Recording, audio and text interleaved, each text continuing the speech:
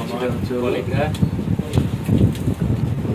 দীর্ঘ 10 দিন আগে আমাদের মনির ভাই আমাকে একটা রেনকোটের অর্ডার করেছে। নিজের পছন্দের মেয়েকে বিয়ে করতে মানুষের এত কাঠখড় পোড়াইতে হয় না যতটা সে রেনকোটটা পোড়াইছে। তার জন্য আমি দুঃখিত।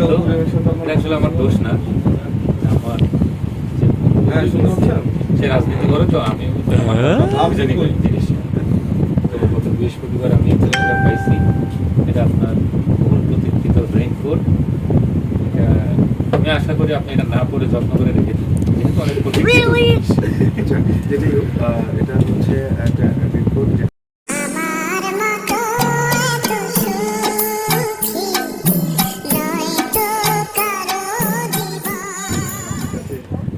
বলেছিলাম আমার জন্য আমাকে দিতে, তো রিজভি আমাকে এটা গিফট করছে।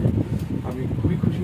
10 দিনের যে প্রতীক্ষা ছিল, প্রতীক্ষার জ্বালা যখন ও বলছে যে ভাই আমি এটা গিফট করলাম, আমার সেই প্রতীক্ষার জ্বালা পানি হয়ে গিয়েছে।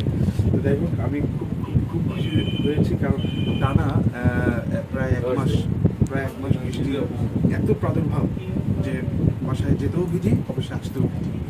আশা করতেছি আমার সেই কষ্টের দিন শেষ হবে।